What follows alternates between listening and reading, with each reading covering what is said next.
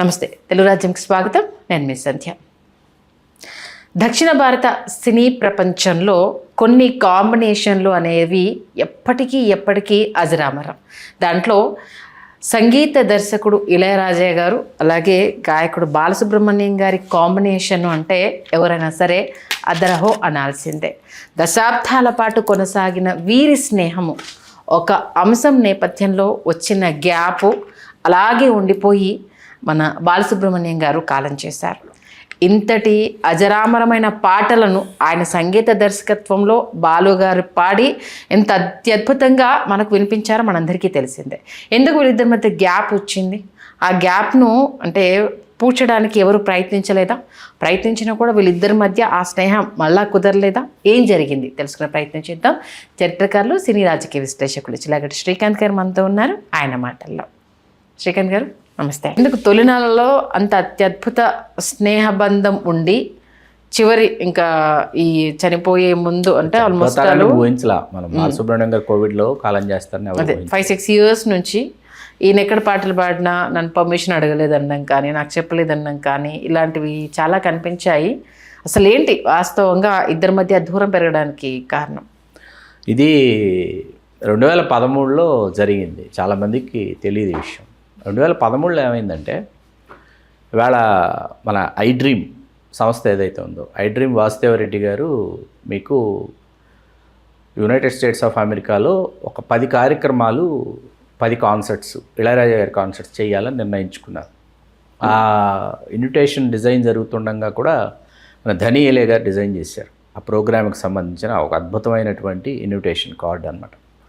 ఇళయరాజా గారి సారథ్యంలో ఆయన సంగీతం చేసినటువంటి పాటలలో పాటలు పాడటానికి తెలుగు, తమిళ, మలయాళం, ఇట్లా కన్నడ అన్ని భాషల్లో ఆయన చేసిన పాటలు పాడటానికి ఎస్పి బాలసుబ్రహ్మణ్యం గారు, నాగూర్ బాబు గారు, యేసుదాస్ గారు, చిత్ర గారు, అసలు ఎవరు వెళ్ళలేదో చెప్పడం కష్టం. వీళ్ళతో పాటు మరికొంతమంది ఔత్సాహిక గాయకులు కూడా ఈ కార్యక్రమంలో ఉన్నారు. 2013లో ఈ కార్యక్రమం ఏంటంటే 10 కేంద్రాలలో అంటే 10 స్టేషన్స్లో ప్రోగ్రాం కాబట్టి ఇళయరాజా గారు అప్పటికి ఆయన తీసుకునేటటువంటి పారితోషికం అంటే ఆయన మొత్తం ఆయన బృందంతో కలిపి పారితోషికం తీసుకుంటారు. గాయకులు అన్నీ వేరుగా మాట్లాడుకోవాలన్నమాట. అవి కాకుండా మనకి ఫ్లైట్ టికెట్స్ కానీ, ట్రాన్స్పోర్టేషన్, అక్కడ మళ్ళీ వెహికల్స్ కానీ, హోటల్స్ కానీ ఇవన్నీ కూడా అదనం. 2 కార్యక్రమాలకి ఇళయరాజా గారు, బాలసుబ్రహ్మణ్యం గారు, యేసుదాస్ గారు, చిత్ర గారు అందరూ కలిసి పాలుపంచుకున్నారు, పాడారు. చాలా గొప్పగా ఆ కార్యక్రమాలు విజయవంతమయ్యాయి. అతి తక్కువ సమయంలో ఈ కార్యక్రమాలని రూపొందించి విజయవంతం చేశారు. ఇవన్నీ జరిగిన తర్వాత ఏంటంటే, 3వ కార్యక్రమం అంటే 3rd కాన్సర్ట్ దగ్గర నుంచి ఈ 2 కాన్సర్ట్స్ తర్వాత మళ్ళీ ఇండియాకి వచ్చేసేయాలి.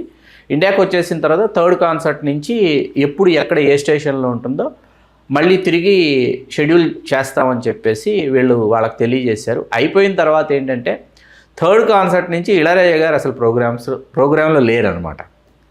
మీకు అర్థమవుతుంది కదా, ప్రోగ్రాంలో లేరు. 3rd కాన్సర్ట్ దగ్గర నుంచి బాలసుబ్రహ్మణ్యం గారి కార్యక్రమాలే కొనసాగుతూ ఉన్నాయి. అది ఇళయరాజా గారికి తెలిసిన తర్వాత ఇళయరాజా గారు ఎవరైతే కార్యక్రమాన్ని నిర్వహించినటువంటి మధ్యవర్తులు ఉంటారు కదా, ఈ కార్యక్రమాన్ని ఫిక్స్ చేసినటువంటి వాళ్ళు ఉంటారు కదా, వాళ్ళతో ఇళయరాజా గారు కమ్యూనికేట్ అయితే అవన్నీ కూడా బాలు గారు, చిత్ర గారు వీళ్ళు పాడిన పాటలే కదండి, కాబట్టి వాళ్ళు మిగతా ఆర్కెస్ట్రాతో, బాలుగారు ఏంటంటే ఆయనకు ఆర్కెస్ట్రా ఉంటుంది, ఆయనతో పాటు వచ్చేటటువంటి ఆర్కెస్ట్రా రెగ్యులర్గా బాలుగారు నంబర్ ఆఫ్ టైమ్స్ కాన్సర్ట్స్ చేశారు యూఎస్కి వెళ్ళి. కాబట్టి వాళ్ళు వెళ్ళిపోయి ఆ పాటలు పాడేస్తున్నారు. ఇళయరాజా గారికి తెలిసి ఇళయరాజా గారికి అక్కడ ఇళయరాజా గారు మనస్తాపం చెంది అప్పుడు ఇళయరాజా గారు ఏంటంటే, నా పాట ఏదైనా సరే పాడాలనుకుంటే నా అనుమతి తీసుకోవాలనేటటువంటి ఆయన న్యాయ పరిధిలో ఆయన న్యాయసమ్మతమైనటువంటి ఒక నోటీస్ ఎస్పి బాలసుబ్రహ్మణ్యం గారికి పంపించడం అప్పట్లో చాలా పెద్ద ఎత్తున చర్చనీయాంశమైంది. ఆ తర్వాత అప్పటి నుంచి ఇప్పటివరకు కూడా ఏంటంటే, ఇళయరాజా గారి పాటలకు సంబంధించి మనకు వెల్లువెత్తుతున్నటువంటి ఎక్కడ ఎప్పుడు ఆయన పాట వినియోగించుకోవాలన్నా ఆయన అనుమతి ఉండాలి అనేటటువంటి చర్చ ఒకటి జరుగుతూ వస్తుంది. ఇక్కడ చాలామందికి తెలియనటువంటి ఒక విషయం ఏంటంటే, గతంలో మా చిన్నతనంలో అంటే ఎకో అనేసి ఆడియో క్యాసెట్ కంపెనీ అనేది ఇళయరాజా గారి ఆధ్వర్యంలో నిర్వహించబడేది. ఆ కంపెనీయే పాటలు, క్యాసెట్లు విడుదల చేసేది. ఇళయరాజా గారి పారితోషికంతో పాటు ఈ రైట్స్ కూడా ఇళయరాజా గారివి. అలా అయితేనే ఆ నిర్మాతకి ఇళయరాజా గారు సినిమా చేసేవారు. ఈ నిబంధనకి ఇలా నిర్మాత ఒప్పుకుంటేనే అనేది ఖచ్చితంగా అగ్రిమెంట్లో ఆ క్లాజ్ని ఆయన పొందుపరిచేవారు. నేను మీకు సినిమా కేవలం నా పారితోషికం కోసం మాత్రమే కాకుండా నా పారితోషికంతో పాటు నా పాటల మీద, నా బ్యాక్గ్రౌండ్ మ్యూజిక్ మీద, ఈ బ్యాక్గ్రౌండ్ స్కోర్స్ మీద రైట్స్ మొత్తం నావే అని చెప్పి ఇళయరాజా గారు రాయించుకున్న తర్వాతే ఆ సినిమాకి ఆయన సంగీతం చేసేవారు. ఓకే. ఇది ఆ నిర్మాతలందరికీ కూడా తెలుసు. ఆయనతో పాటలు చేయించుకున్న, సంగీతం చేయించుకున్న నిర్మాతలందరికీ ఈ విషయం తెలుసు. మనం తెలుగు సినిమా, తమిళ సినిమా ఉంది, తమిళంలో ఆయన చేశారు. చేసిన తర్వాత తమిళం నుంచి తెలుగుకి డబ్ చేయాలి సినిమా. తెలుగుకి డబ్ చేయాలన్నప్పుడు ట్రాక్స్ అవే అనమాట. పాట మారుతుంది కదా, భాష మారినప్పుడు పాట మారుతుంది. మళ్ళీ తెలుగు గాయకులు వచ్చి ట్రాక్స్కి అనుగుణంగా పాడాలి. తెలుగులోకి వెళ్తున్నప్పుడు మళ్ళీ ఆ రైట్స్ కూడా ఇళయరాజా గారికి వెళతాయన్నమాట. ఇట్లాంటి ఒక పద్ధతి ఆయనకైన పెట్టుకున్నారు. ఇప్పుడు ఉదాహరణకి మనకు 2 లక్షల రూపాయలు అప్పట్లో రాజ్కోటి గారికి 2 లక్షలు పారితోషికం అనుకోండి, ఇళయరాజా గారు 4 లక్షలు పారితోషికం. ఒక నెంబర్ 1 మ్యూజిక్ డైరెక్టర్ ఎవరైనా కానీ, తెలుగు, తమిళ్, కన్నడ ఎవరైనా కావచ్చు, దక్షిణ భారతదేశానికి సంబంధించి కేరళ ఎవరైనా కావచ్చు. కేరళ బాగా తక్కువ సంగీత దర్శకుల, అక్కడ చాలా గొప్ప సంగీత దర్శకులు అక్కడ ఉన్నారు, వాళ్ళ గురించి ఒకరోజు మనం మాట్లాడదాం. అక్కడ ఏ నెంబర్ 1 సంగీత దర్శకుడికి హైయెస్ట్ రెమ్యూనరేషన్ ఇంత అంటే దానికి డబల్ ఎప్పటికప్పుడు ఇళయరాజా గారిది డబల్ రెమ్యూనరేషన్ ఉంటూ ఉండేదన్నమాట. అది ఆయనకు ఉన్నటువంటి క్రేజ్. తెలుగులో ఆడియో మార్కెట్ ఎలా ఉండేదంటే అప్పుడు ఇప్పుడు కూడా తెలుగులో మీకు హీరోని బట్టి తెలుగులో ఆడియో మార్కెట్ అయ్యేది.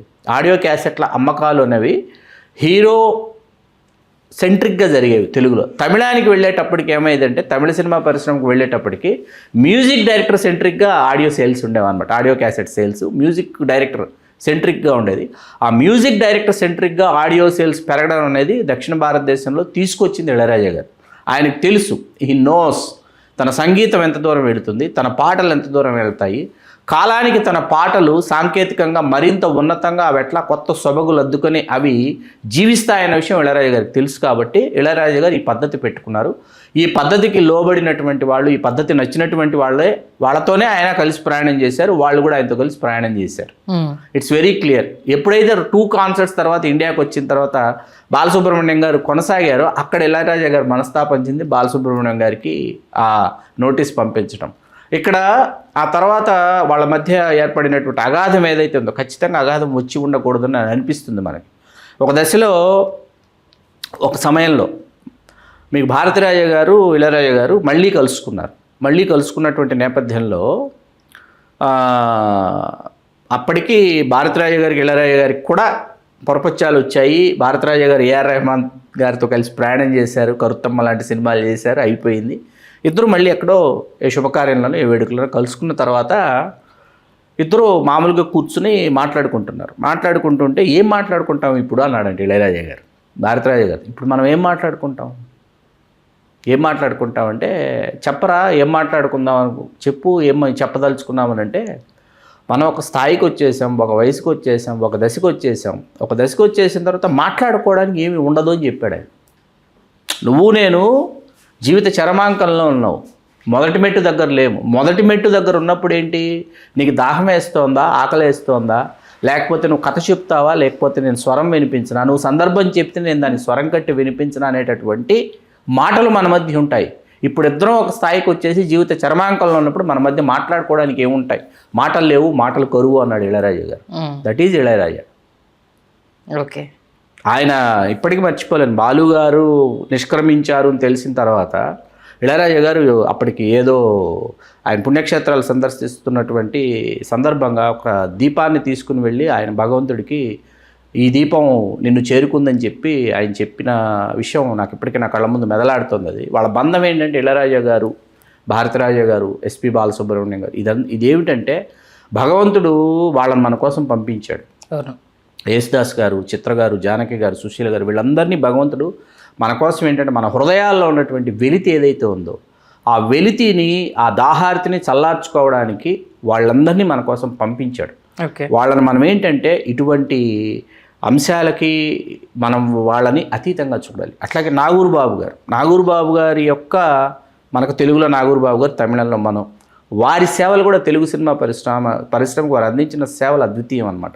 చక్రవర్తి గారి దగ్గర చేరి, చక్రవర్తి గారి దగ్గర నుంచి ఇళయరాజా గారి దగ్గరికి తీసుకురాబడి ఒక డబ్బింగ్ ఆర్టిస్ట్గా, మరీ ముఖ్యంగా ట్రాక్ సింగర్గా బాలు గారు యుఎస్ అని, యూకే అని, అక్కడని ఇక్కడని కాన్సర్ట్లకు వెళుతూ ఇట్లా బాలు గారు అసలు ఆయన కనీ విని ఎరుగినట్టు తీరుకుల లేనప్పుడు ఈయన ట్రాక్స్ అన్నీ పాడినటువంటి నాగూర్బాబు గారు. ఆ తర్వాత వచ్చి బాలుగారు పాటలు పాడేవారు. అచ్చంగా బాలుగారి గొంతులా ఉందని చెప్పి తమిళంలో నాగూర్బాబు గారి గొంతు తమిళ ప్రేక్షకులకి వీణుల విందు చేసినటువంటి ఇళయరాజా గారి సంగీత దర్శకులు. నాగూర్బాబు గారి సేవలు కూడా తక్కువ కాదు. తమిళ తెలుగు పరిశ్రమలకు ఆయన అందించినటువంటి సేవలు. వీళ్ళందరూ మన కోసం వచ్చారు. వీళ్ళని మనం గౌరవించాలి, ప్రేమించాలి. వాళ్ళ మధ్య ఉన్నటువంటి పొరపత్యాల గురించి మాట్లాడుకుంటా, వాళ్ళ మధ్య ఉన్నటువంటి కొన్ని అసమతుల్యతల గురించి మనం చర్చించుకుంటా, వాళ్ళని మనం ఒక్కొక్కసారి మనమే తెలియకుండా కించపరుస్తున్నామేమో అని అనిపిస్తుంది. మొన్న కొన్ని పాటల విషయంలో ఇళయరాజా గారిని కోర్టు తప్పుపట్టినటువంటి విషయం కూడా మనం చూసాం. ఎందుకంటే ఏమైంది అనేసి ఎందుకు ఇలా నోటీసులు పంపిస్తున్నారు, ఒక సినిమాలో వాడుకోవడం వల్ల నాకు చెప్పలేదు, నాకు కాపీరైట్. దీన్ని ఏంటంటేనండి, ఆయన పాయింట్ ఆఫ్ వ్యూలో ఆయన కరెక్ట్ అండి, రైట్ అండి. ఎందుకు కరెక్ట్ అంటే ఆయనని అనుమతి ఆయన అడిగారు అనుకోండి, ఆయన చాలా ఆనందిస్తారు. ఎందుకంటే ఏమండి ఇది మా కథకి, మా సినిమాకి ఈ సందర్భంలో మనకు మనశంకర వరప్రసాద్లో కూడా వాడారు. అది వారు అనుమతి తీసుకునే వాడారు. వారు అసలు దానికి చాలా సంతోషించారని చెప్పారు. ఇప్పుడు అనుమతి తీసుకుంటే ఏమవుతుందంటే నా పాటకు దక్కిన గౌరవం అని వాళ్ళు చాలా సంతోషిస్తారు. మీకు అర్థమవుతుందా? నా పాటకు దక్కిన గౌరవం సంతోషిస్తారు. ఆయన ఈ పద్ధతిని, నిబంధనలను ఎందుకు పెట్టుకున్నారంటే, మన గతంలో హెచ్ఎంఈ అని ఒక కంపెనీ ఉండేదండి, his master voice. HME company ఏం చేసిందంటే, వన్స్ మీరు పాడేసిన తర్వాత, మీరు ఆ కంపెనీకి రాసి ఇచ్చేసిన తర్వాత, మీకు అసలు ఏ టర్మ్స్ ఏ కండిషన్స్ కింద మీరు సంతకం పెడుతున్నారు కూడా తెలియకుండా గాయకులు సంతకాలు పెట్టినటువంటి సందర్భాలు ఉన్నాయి. వాళ్ళు హిజ్ మాస్టర్ వాయిస్ అసలు రాయల్టీ రూపంలో ఘంటసాల గారికి వీళ్ళకి ఆలోచిస్తే, పీలీల గారు వీళ్ళందరూ అప్పట్లో, సుశీల గారు, జానకి గారు వీళ్ళందరూ పాడిన పాటలకి ఆలోచిస్తే వాళ్ళకి దక్కాల్సినటువంటి పారితోషికాలు వాళ్ళు అనుకున్నటువంటి స్థాయిలో 0.5% లాగా కూడా మాకు అందలేదని వాళ్ళు వాపోయి ఇంటర్వ్యూలు ఇచ్చిన సందర్భాలు ఉన్నాయి అన్నమాట. కాబట్టి ఈయనకు తెలిసి ఇళయరాజా గారికి ఈ పరమైనటువంటి ఏం జరుగుతుందో తెలిసి ఆయన తన పాటని కాపాడుకోవడానికి, ఆయన తన పాటని చిరంజీవిగా చిరకాలం చిరస్థాయిగా నిలుపుకోవడానికి ఆయన ఇవాళ ఇళయరాజా అఫీషియల్ అని చెప్పేసి ఆయన ఇవాళ మనకి యూట్యూబ్లో ఆయన అఫీషియల్ అకౌంట్ ఉంది. ఆ అకౌంట్ ద్వారా ఆయన రీమాస్టర్ చేయించేసి ఆయన ఈ డిజిటల్ యుగంలో, డిజిటల్ ప్రపంచంలో ఆయన తన పాటల్ని సరికొత్తగా మనకు వినిపిస్తున్నారు. చాలా గొప్ప పాటలు మనం ఇవాళ వినగలుగుతున్నామంటే ఇళయరాజా అఫీషియల్ ద్వారా ఆయన అందిస్తున్నటువంటి పాటలు అన్నమాట. ప్రతిరోజు ఖచ్చితంగా ఏదో ఒక పాట మనల్ని పలకరిస్తుంది ఇళయరాజా అఫీషియల్లో. ఓహో ఈ తమిళం పాట నుంచి ఈ తెలుగు పాట వచ్చిందా, ఓహో తెలుగులో మాత్రమే చేసిన ఈ పాట ఆ తర్వాత తమిళంలో ఈ సంవత్సరం తర్వాత ఫలానా సినిమాలో ఫలానా పాటగా వచ్చిందా అని చెప్పేసి ఒకంత ఆశ్చర్యపోయేటటువంటి స్థాయిలో ఇళయరాజా అఫీషియల్ ఈవేళ గొప్పగా సంగీత ప్రియుల్ని, మరీ ముఖ్యంగా ఇళయరాజా గారి అభిమానుల్ని అలరిస్తుంది. అలాగే ఆయన అప్పుడు రియాక్ట్ అయ్యారు. ఇళయరాజా గారు నోటీసులు పంపించారు, ఆయన కోరుకున్నట్లుగానే ఇక మీదట ఆయన పాటలు నేను పాడబోను అనేసి అంటూ స్టేజ్ పైన ఆయన చెప్పారు. కానీ దశాబ్దాల ఈ ప్రయాణం ఇక్కడ ఆగిపోతుందని అనుకోలేదు అంటూ కూడా చాలా కూల్గానే రియాక్ట్ అయ్యారు. అంటే ఇన్ని దశాబ్దాల ఫ్రెండ్షిప్, ఆ మాట రాగానే బాలసుబ్రహ్మణ్యం గారు ఏంటి రాజా ఇలా పంపించావు, నువ్వు నన్నే అడగొచ్చు కదా అని ఆయన అడగలేదా, లేకపోతే రాజా గారు ఫోన్ చేసి ఎందుకు బాలు ఇలా చేసావు, నన్ను ఎందుకు అడగలేదు అని ఇద్దరి మధ్య అసలు ఏ కోసం ఎక్కడ డిస్కషన్ జరిగి ఉండకపోవచ్చు అండి. ఎందుకు జరిగి ఉండకపోయిండొచ్చునంటే, అంటే నేను 10 కాన్సర్ట్స్ నా సారథ్యంలో వెళ్ళాలి అని అనుకున్నాం కదా. 2 కాన్సర్ట్స్ చేసి వచ్చేసిన తర్వాత బాలసుబ్రహ్మణ్యం గారు ఆయన యూటర్న్ తీసుకుని ఆయన కార్యక్రమాలు చేసుకుంటూ వెళ్ళిపోయారు కదా. నన్ను బాలసుబ్రహ్మణ్యం అడుగుండొచ్చు కదా, నేను చేసుకుంటాను కార్యక్రమాలను అడుగుండొచ్చు కదా, నాకు చెప్పకుండా వెళ్ళిపోయాడే అనేటటువంటి కోపం ఇళయరాజా గారికి వచ్చి ఉండవచ్చు. అయితే ఇక్కడ మరీ ముఖ్యంగా అండి, ఇళయరాజా గారి ఈ ప్రయాణంలో బాలు గారు వారు ఇక కలిసి కార్యక్రమాలు చెయ్యరని చెప్పేసి వారు ఒకరినొకరు విడిపోయిన తర్వాత మీకేంటంటే ఇళయరాజా గారు ఆపకుండా కచేరీలు చేస్తూనే ఉన్నారు. ఎక్కడ ఆగలేదు. ప్రతి నెల ఎక్కడో చోట ఏదో నగరంలో ఏదో దేశంలో కార్యక్రమం ఆయన నిర్వహిస్తూనే వస్తున్నారు. అందులో బాలు గారిని పాడిన చాలా పాటలు ఇళయరాజా గారే పాడుతున్నారు. మీకు తెలుసో తెలీదు, చాలా పాటలు ఇళయరాజా గారే పాడుతున్నారు. అవును, మీకు అర్థమవుతుందా? అక్కడ ఇళయరాజా గారు ఏంటంటే ఆయన తనకు దైవదత్తమైన, తనకు దైవికంగా ప్రసాదించబడినటువంటి సంగీతాన్ని ఆయన సంపూర్ణంగా నమ్మి, విశ్వసించి దాంతో ఏంటంటే నేను కట్టినటువంటి స్వరం, నా మదిలో మెదిలి పుట్టినటువంటి పాట ఖచ్చితంగా నాతో పాటు ఇది ప్రయాణిస్తుంది, నాతో పాటు ఇది చిరంజీవిగా ఉంటుంది, అది ఎవరు పాడినా ఎవరు పాడకపోయినా అని ఆయన చేస్తున్నటువంటి ప్రయాణం కూడా చాలా అద్భుతంగా అద్వితీయంగా ఉంది. దానిని కూడా మనం ఇక్కడ గమనించాలి. మరీ ముఖ్యంగా మొట్టమొదటిసారి బాలసుబ్రహ్మణ్యం గారు లేకుండా బాలసుబ్రహ్మణ్యం గారు జీవించి ఉండగా హైదరాబాద్లో జరిగినటువంటి ఇళయరాజా గారి కచేరీకి ఏం జరిగిందంటే చాలామంది గాయకులు ఎస్పి బాలసుబ్రహ్మణ్యం గారి అభిమానులందరూ అసలు బాలు గారు లేకుండా అసలు ఈయన కచేరీ ఎలా ఉంటుందని చెప్పి అందరూ ఒక ఇంత ఉత్సుకతగా ఆసక్తిగా ఎదురు చూస్తే అది కనీ విని ఎరుగని విజయం సాధించింది ఆ కార్యక్రమం. ఓకే. అట్లాగే మీకు ఇక్కడ ఏంటంటే ఇళయరాజా గారు ఇప్పుడు తమిళంలో ఆయన పాడినటువంటి పాటలండి తెలుగుకు వచ్చేటప్పటికి ఇళయరాజా గారే పాడినటువంటి పాటలు తెలుగుకు వచ్చేటప్పటికి ఆయన బాలసుబ్రహ్మణ్యం గారి చేతి పాడించినటువంటి పాటలు చాలా ఉన్నాయన్నమాట. తెలుగులో డబ్బు అవుతుంది, నాయకన్ సినిమా తెలుగులో డబ్బు అవుతుంది, నాయకుడు అవుతుంది. నా గొంతుక అక్కడ చిరపరిచితం కాదు ఏది తెలుగు శ్రోతలకి, బాలు గొంతునే వాళ్ళు ఇష్టపడుతున్నారని ఇళయరాజా గారికి తెలుసు. తను ఇక్కడ పాడిన సూపర్ డూపర్ హిట్ సాంగ్స్ని తెలుగుకు వచ్చేటప్పటికి బాలసుబ్రహ్మణ్యం గారి చేతి పాడించేవారు ఇళయరాజా గారు.